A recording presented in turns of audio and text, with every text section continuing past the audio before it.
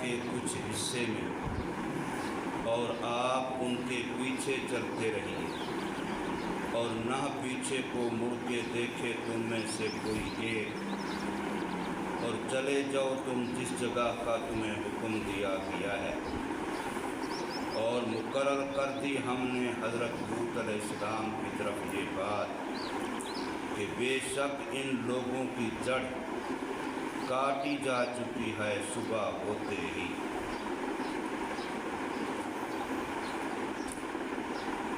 سورہ الحجر کی 3 آیتیں آپ حضرات کے سامنے پڑھی اور ترجمہ کیا ہے۔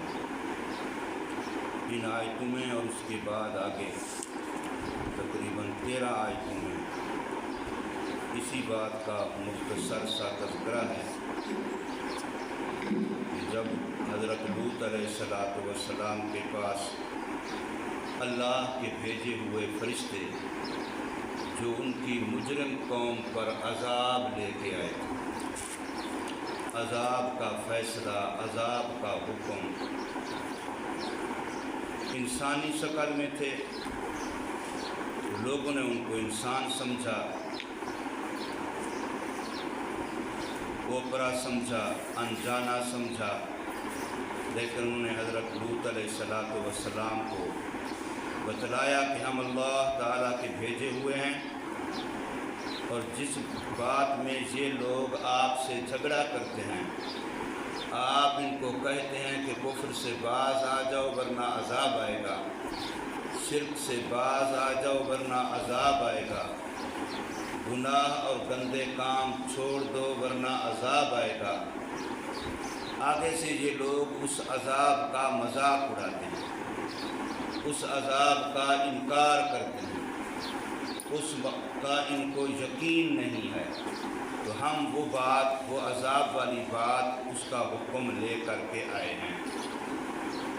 اب آپ ایسا کیجئے کہ رات کے پچھلے حصے میں جب رات کا تھوڑا سا وقت باقی ہو تو اپنے ماننے والوں کو لے کے یہاں سے رات کو چلے جائیں۔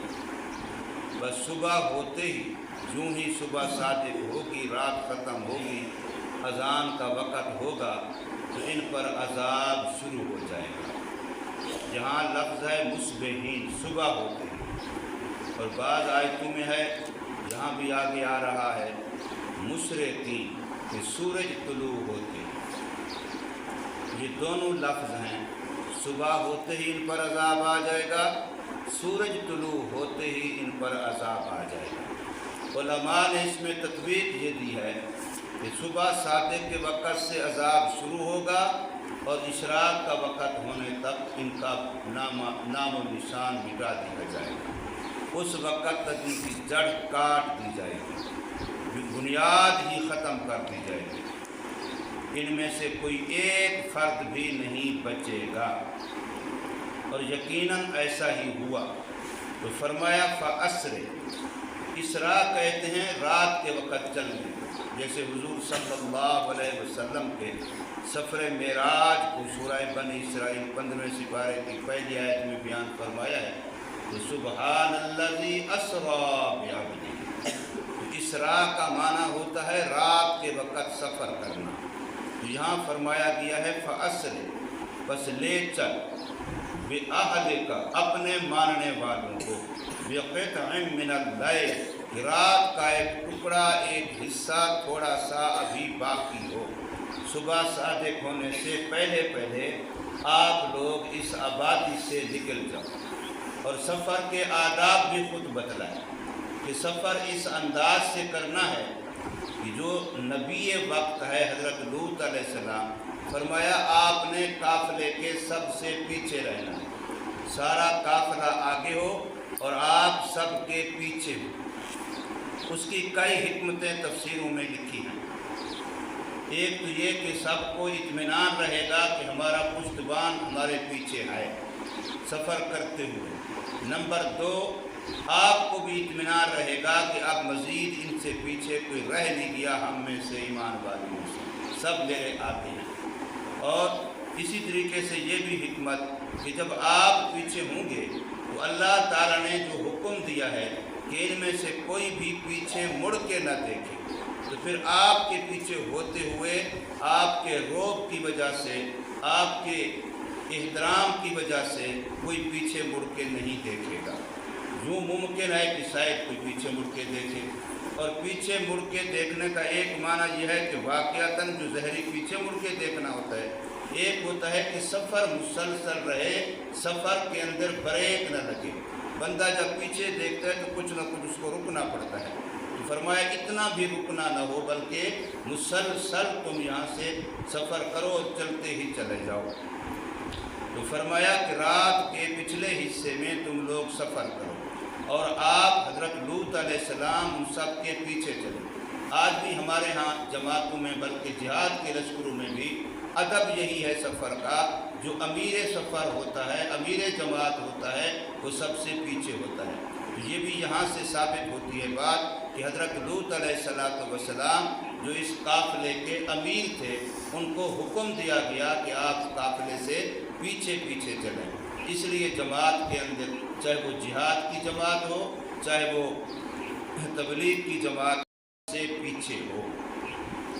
اس لیے یہ حدیث پاک اسی پر صادق آتی ہے کہ سید القوم فی السفر خادمہم، جو قوم کا بڑا ہوتا ہے سفر کی حالت میں وہ ان کا خادم ہوتا ہے، اس نے سب کا خیال رکھنا ہوتا ہے۔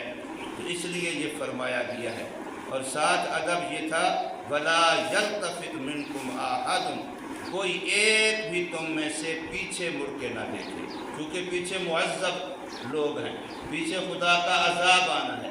تو جیسے عذاب سے بچنا چاہتے ہو، عذاب کو دیکھو بھی نہیں۔ آج کل یہ بھی ایک بیماری آ گئی ہے کہ شغل کے طور پر، چسکے کے طور پر، مزے کے طور پر، نفس کے حظ لینے کے لیے کسی کی سزا ہو رہی ہو دیکھتے ہیں۔ مثال کے طور پر ریچھ، کتے، پرندوں کو، جانوں کو آپس میں لڑاتے ہیں، اب وہ بیچارے لڑ رہے ہیں، خون بہو رہے ہیں، مر رہے ہیں، اور یہ دیکھنے والے بیٹھ کے تماشا دیکھ رہے ہیں۔ تو یہ گناہ ہے، مرغوں کو لڑانا بھی گناہ ہے، کتوں کو لڑانا بھی گناہ ہے۔ اس طریقے سے باقی جانوروں کو آپس میں لڑانا، چاہے وہ ریچھ کتا ہو، چاہے وہ اس طریقے سے کوئی، اس میں دوسرے کی تکلیف ہو رہی ہوتی ہے، وہ بیچارے جان لگا رہے ہوتے ہیں، پتنی فطری طور پر تو اندر میں آپس میں غصہ آ جاتا ہے، خون بہہ رہا ہوتا ہے، مر رہے ہوتے ہیں، اور یہ بیٹھنے والے دیکھ کے تماشا دیکھ رہے ہوتے ہیں۔ تو سزا کا تماشا دیکھنا یہ شرعاً جائز نہیں ہے، ہاں سوا اس سزا کے جو کسی پر بطور حد شرعی کے نافذ ہو، تو وہاں حدیث قرآن میں یہ بات ہے کہ ایک جماعت مسلمانوں کی اس کو دیکھے عبرت کے طور پر، کہ جیسے اس کو اس گناہ پر سزا مل رہی ہے، اور بھی کوئی اگر ایسا گناہ کرے گا تو اس کو یہ سزا ملے گی۔ تو فرمایا کہ تم میں سے کوئی ایک بھی پیچھے مڑ کے نہ دیکھے۔ اور ایک ادب یہ بھی بتایا سفر کا، وَمْضُوا حَيْثُ تُؤْمَرُونَ، کہ وہاں تک مسلسل چلتے رہو جہاں پر جانے کا تمہیں حکم ہوا ہے۔ حدیث پاک میں آتا ہے کہ اس میں دو احتمال ہیں، یا تو مصر کا کوئی علاقہ تھا جہاں جانے کا ان کو حکم تھا، یا ملک شام کا کوئی علاقہ تھا جہاں جانے کا ان کو حکم تھا۔ اور آگے فرما دیا وَقَضَيْنَا، یہ جو ہم کہہ رہے ہیں کہ صبح ہوتے ہی اس قوم مجرمین پر عذاب آ جائے گا، یہ کوئی ایسے بات نہیں ہے، یہ ایک اٹل فیصلہ ہے اور یہ حقیقت ہے۔ فرمایا وَقَضَيْنَا، ماضی کا صیغہ فرمایا، گویا یہ بات ہو چکی ہے، اس کا ہونا اتنا یقینی ہے، گویا یہ ہو چکی ہے۔ جس کام کا ہونا یقینی ہو اس کو ایسے سمجھا جاتا ہے جیسے ہو چکا ہو۔ اس کی کئی مثالیں ہیں، موت کا آنا یقینی ہے، موت سے کوئی بچ نہیں سکتا، تو ایسے سمجھنا چاہیے گویا موت آ چکی ہے۔ اپنے آپ کو زندہ ہوتے ہی مردوں میں شامل سمجھو۔ ایک حدیث پاک کا مفہوم یہی ہے، موتوا قبل ان تموتوا، کہ مرنے سے پہلے مر جاؤ۔ اس لیے حضرت عمر رضی اللہ تعالی عنہ نے یہ ہدایات جاری فرمائی تھی، حاسبوا قبل ان تحاسبوا، اپنا حساب کتاب خود ٹھیک کر لو اس سے پہلے کہ اللہ فرشتوں کو کہے اس کا حساب دیکھو ذرا، اس کی زندگی کا حساب ذرا دیکھو۔ تو بجائے اس کے کہ وہ تمہارا حساب دیکھیں، اس سے پہلے تم روزانہ شام کو جس وقت دن ختم ہو تو اپنا محاسبہ کر کے سو۔ کا سارا دن جو میرا گزرا ہے میں نے کیا کھویا کیا پایا، کیا گناہ ہوئے کیا نیکیاں ہوئیں۔ جو گناہ ہوئے اس پر توبہ کر لو، اور جو نیکیاں ہوئیں اس پر اللہ کا شکر کرو اور اللہ تعالیٰ سے قبولیت کی دعا کرو۔ تو فرمایا حاسبو قبل ان تحاسبو، یہاں پر بھی فرمایا وقضینا کہ ہم اس بات کا فیصلہ طے کر چکے ہیں۔ حضرت لوط علیہ السلام کو یہ بات بتلائی گئی، ذالک الامر، اس عذاب والی بات کا، ان دابر ہؤلاء مقطوع، ان کی جڑ کاٹی جا چکی ہے۔ یہ جو قوم ہے مجرمین، جو اللہ کے باغی ہیں، اللہ کے سرکش ہیں، حکم الہی کے سامنے نڈر ہوتے ہیں اور حکم الہی کے سامنے اپنے آپ کو پتہ نہیں کیا نافرمانوں میں شمار کراتے ہیں، تو فرمایا ان کی جڑ کاٹی جا چکی ہے۔ مصبحین، صبح ہوتے، بس جوں ہی صبح صادق ہوگی اللہ کا قہر، اللہ کا عذاب ان پر اترے گا۔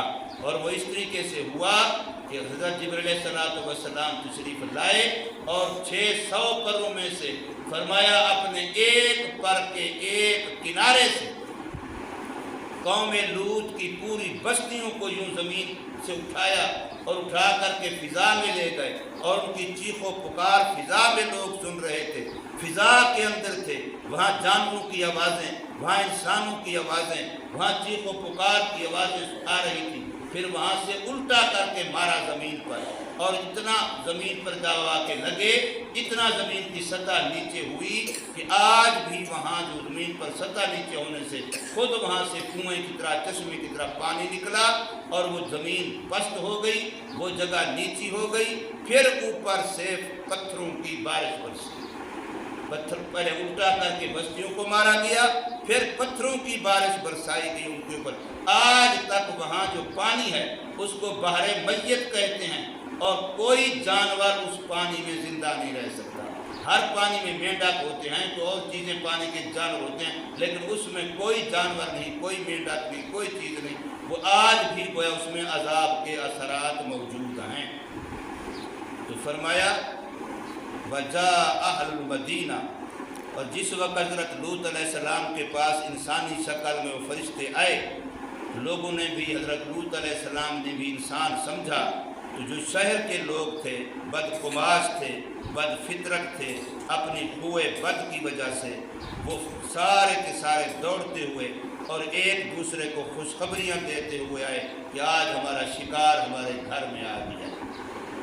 قالا، جب وہاں پہنچے تو حضرت لوط علیہ السلام جو ان کے نگہبان اس وقت میزبان بنے ہوئے تھے، انہوں نے فرمایا ان ہؤلاء ضیفی، بے شک یہ تو میرے مہمان ہیں، اور مہمان کی عزت میزبان کی عزت ہے، مہمان کی بے اکرامی میزبان کی بے اکرامی ہے، لہذا اگر تم ان کی بے اکرامی کرو گے، ان کو رسوا کرو گے، ان کے ساتھ بدفعلی کرو گے، وہ تو میری رسوائی ہے، وہ تو میری ناک کٹ رہی ہے۔ اس لیے فرمایا فلا تفضحون، مجھے رسوا نہ کرو، واتقوا اللہ، اللہ سے ڈرو، ولا تخزون، اور مجھے شرمندہ نہ کرو۔ لیکن وہ شہر والے لوگ کہنے لگے قالوا اولم ننہک عن العالمین، ہم پہلے آپ کو روکتے نہیں ہیں؟ جو بھی مسافر آتا ہے، جو بھی کوئی اجنبی آتا ہے، کہیں میں ہم اپنا شکار کرنے لگتے ہیں تو آپ پہلے ہمارے سامنے آ جاتے ہیں، نہی عن المنکر کرنے لگ جاتے ہیں، واعظ و تبلیغ شروع کر دیتے ہیں۔ ہم آپ کو کتنی مرتبہ کہہ چکے ہیں آپ اپنے کام سے کام رکھیں، ہمارے معاملے میں دخل نہ دیا کریں۔ جیسے آج کل بھی لوگ کہتے ہیں مولوی صاحب آپ نماز پڑھیں، مولوی صاحب آپ اذان دیں، مولوی صاحب آپ جنازہ پڑھیں۔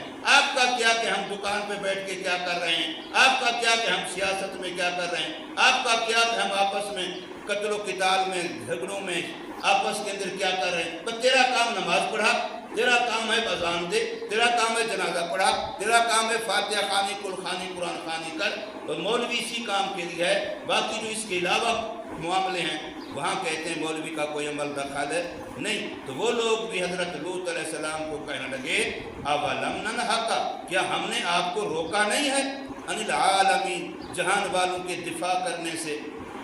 جو بھی کوئی نیا آدمی آتا ہے، مسافر آتا ہے، ہم اس کے ساتھ اپنا کوئی معاملہ کریں، تم درمیان میں آ جاتے ہو، تو ہم نے تمہیں روکا ہے۔ تو حضرت لوط علیہ السلام نے پھر ان سے فرمایا فرمایا قال ہؤلاء بناتی ان کنتم فاعلین، جتنی تمہارے پاس عورتیں ہیں جو تمہاری بیویاں ہیں وہ ساری میری روحانی بیٹیاں ہیں۔ نبی وقت کا، اپنی قوم کا، اپنی امت کا روحانی باپ ہوتا ہے۔ یہ ساری میری بیٹیاں ہیں، یہ تمہارے لیے حلال ہیں۔ جس کے نکاح میں ہے وہ ہاں اپنی ضرورت پوری کر سکتا ہے، اپنی خواہش اپنی شہوت پوری کر سکتا ہے، وہ حلال طریقہ موجود ہے، تو پھر تم حرام کی طرف کیوں آتے ہو؟ ان کنتم فاعلین، اگر ہو تم کرنے والے۔ لیکن وہ لوگ بڑے بدمست تھے، تو فرمایا جس وقت یہ کیفیت و حالت ہوئی تو اب فرشتوں نے اگلا جملہ کہا۔ جو مہمان کے طور پہ فرشتے آئے ہوئے تھے انہوں نے یہ جملہ کہا لَأَمْرُكَ إِنَّهُمْ لَفِي سَكْرَتِهِمْ يَعْمَهُونَ، اے لوط تیری زندگی کی قسم ہے کہ یہ اپنے شہوت کے نشے میں سرگردان ہیں، ان کو ہوش نہیں ہے۔ لیکن خدا کا عذاب ہم اس کا آرڈر لے کے آئے کھڑے ہیں، چند گھنٹوں کی بات ہے، تھوڑا سا وقت رہ گیا ہے، صبح ہوتے ہی ان کی جڑ کاٹ دی جائے گی، لیکن یہ ابھی تک بدمست ہیں، ان کو ہوش نہیں آ رہا کہ ہمیں تو ابھی دنیا سے مٹا دیا جائے گا، خدا کے عذاب کا شکار ہو جائیں گے، یہ پھر بھی بدمستیاں کر رہے ہیں۔ لَأَمْرُكَ، تیری زندگی کی قسم، اِنَّهُمْ، بے شک وہ لوگ جو مجرم ہیں، لَفِي سَكْرَتِهِمْ، اپنی شہوت کے نشے میں، یعمہون، سرگردان ہیں۔